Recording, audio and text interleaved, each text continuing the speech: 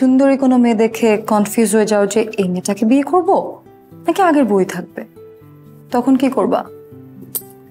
দুইটা বিয়ে করবা? তুমি আমার সাথে মজা নিতেছো?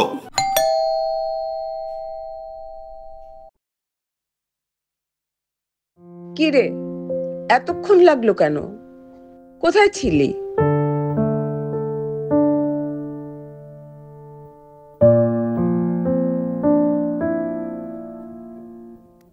কি রে, দুই রকম ডিম কেন?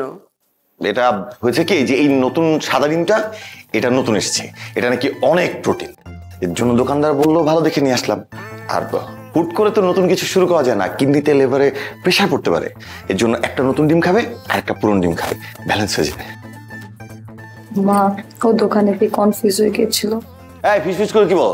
না না কিছু বলে নাই তো, বললাম যে খুব ভালো কাজ করেছো, এখন থেকে যখনই কনফিউজ হয়ে যাবে দুইটাই নিয়ে চলে আসবে। খুব ভালো সমাধান দিয়েছো তো।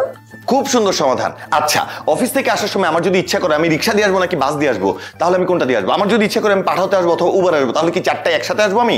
এই যে এখন আমি যাবো শাওয়ার নিতে, আমার ইচ্ছা করছে ঠান্ডা পানিতে গোসল করতে, আবার মনে হচ্ছে গরম পানিতে গোসল করলে সেটা স্বাস্থ্যের জন্য ভালো হবে, আমি আবারও কনফিউজ, আমি তাহলে কি করবো? আমি কি দিয়ে গোসল করবো? করবো না গোসল আমি?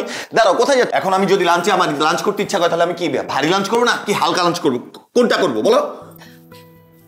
পরে যদি সুন্দরী কোনো মেয়ে দেখে কনফিউজ হয়ে যাও যে এই মেয়েটাকে বিয়ে করব নাকি আগের বই থাকবে, তখন কি করবা? দুইটা বিয়ে করবা? তুমি আমার সাথে মজা নিতেছো? মজা করতেছি না, তোমাকে আমি টেনশন করতেছি।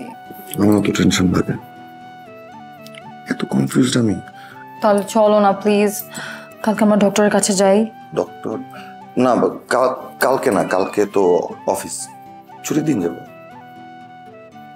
তুমি এখন এগুলো নিয়ে আমার সাথে ঝগড়া করো, আমার এমনিতে অনেক মেজাজ খারাপ। এই যে ডিম কিনতে যে দোকানদার আমার সাথে কি বেয়াদবি করছে তুমি জানো? আমি ইচ্ছা করছিলাম আমি ওকে জুতার আমি ইচ্ছা করছিলাম আমি ইট দিয়ে ওর মাথার একদম। শোনো শোনো, একটা কাজ করো, তুমি ফ্রেশ হতে যাও, ফ্রেশ হতে হতে চিন্তা করো যে তুমি তোকে ইট দিয়ে মারবা নাকি তোমাকে জুতা দিয়ে মারবা। Good idea.